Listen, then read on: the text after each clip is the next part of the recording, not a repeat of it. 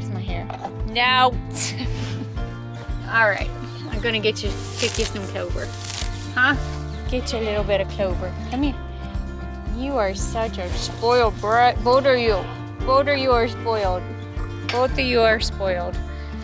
So the goats are in the stall right now, waiting for their spa day, and we've got a bunch of new additions that if you haven't figured out what they are already, I gotta get them set up. I am just waiting on a long, electric fence working. You see me jump? Sorry, pig. You okay? You okay over there?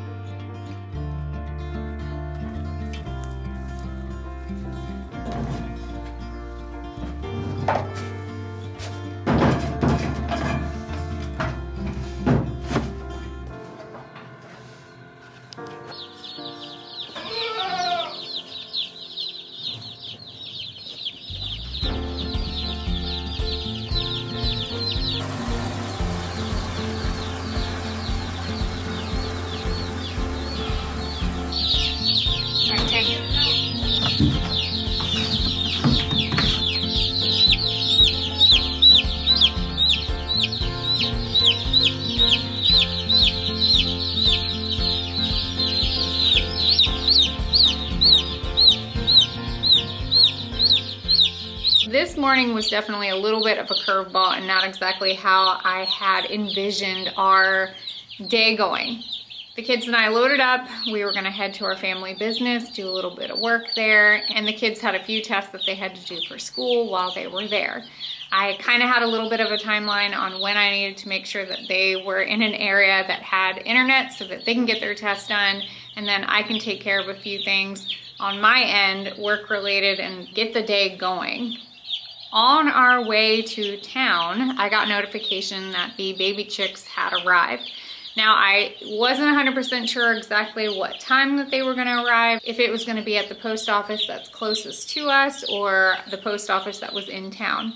Last time I picked them up at the post office that was actually closest to us, and it was convenient. I picked them up, brought them here, got them all situated. Well, this morning I was notified that they were actually at the post office in town, which again, no big deal, but I was on a little bit of a time crunch and I wanted to make sure that I could get them because the temperatures just were a little bit cold and I wanted to get them situated in their brooder. I swing by the post office, grab all of the baby chicks, bring them to work with me because why not? Of course, you know, I've already had a car full of kids. Might as well just add close to 80 chickens to it. What's the big deal? A little bit more doesn't hurt.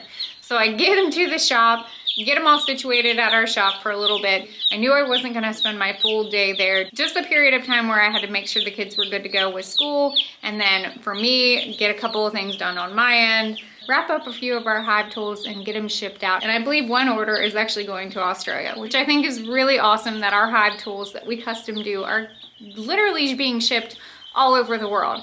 I've had some go to Switzerland, some go to Canada, Australia. I mean, it is just, it blows me away to see all of our orders and where they get to go.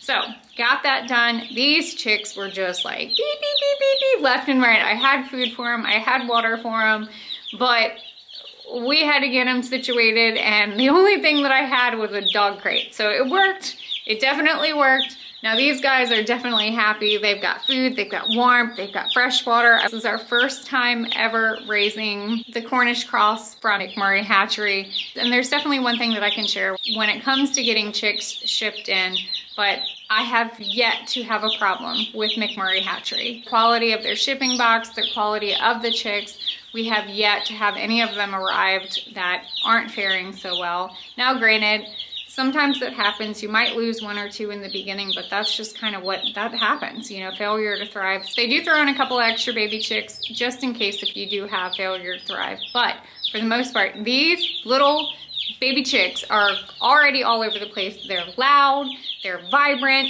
You can tell that they're just like full of life, and I am so impressed with them. The last batch of chicks that we got from McMurray Hatchery were the big red broilers. Because I have a little bit of a time limit on when we are going to be harvesting, we did go ahead and decide to do the Cornish cross, but I'll never forget talking to my good friend Amy from the Fuel Homestead, and we were talking about all different types of chickens and meat birds and what does she recommend. Since this is my first time actually raising the Cornish cross, I figured to get her opinion, and she laughed because she was like, you know, they're good, they're really good chickens to raise. However, they're not exactly the smartest of the chick breed that you could possibly pick. And I didn't know what she was talking about until we got them here, and I got them all set up and then got their water taken care of. And the next thing I know, I've got like 9 baby chicks that are deciding that they want to go dead man float in the chicken water. So I immediately scooped them out. I had like 4 of them shoved on my shirt, trying to warm them up, blowing on them, trying to get them dry. Got them all dry, and then I remembered, oh, that's what she said. She did say that they were not very smart, and she did recommend putting a few rocks in the chicken water so they can't actually get the whole body in the chicken water. So that is what I did. I ended up scurrying over, grabbing a bucket full of rocks, putting it in the water. So far, so good. I think I got everybody taken care of. So that's a little tip that I learned from Amy, and if you guys are interested in learning more from her, I will put all of her content in somewhere above and then of course down below. She is an amazing woman. Not only does she have really good content, but she also is the founder of the Homesteaders of America conference, which is an awesome conference. I'm going to be speaking at the Tennessee event, and I'm also going to be speaking at the Homesteaders of America here in Prince Royal, Virginia this coming October. I'll make sure to put all that information down below if you guys are interested.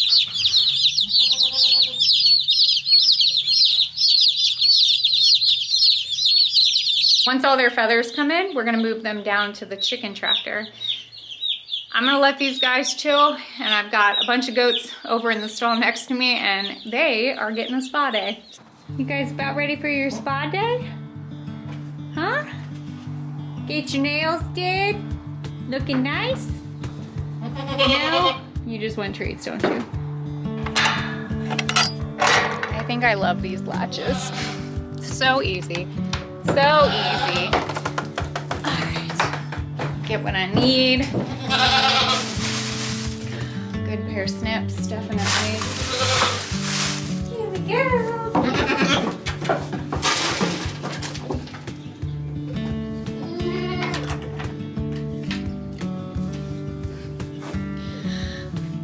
The trick when it comes to doing goats and getting them up on their stand is to give them a little bit of food, start training them that that's where they eat. By no means is this going to hurt her at all. She is happy, healthy, eating really good. I do always keep a little bit of extra feed though on the side for when I'm working her hooves. If I'm not working fast enough and she's eating too fast, I can give her just a little bit of extra so that I can go ahead and get all of her hooves done. So this is my baby goat.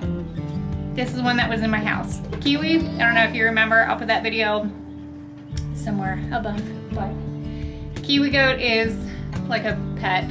She's our baby.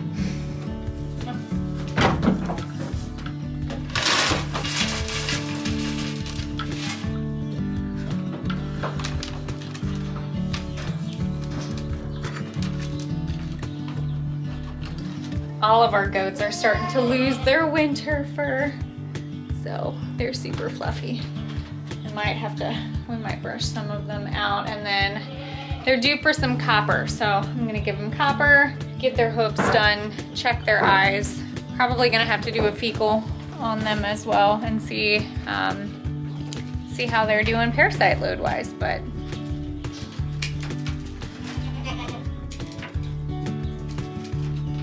aren't too bad. Now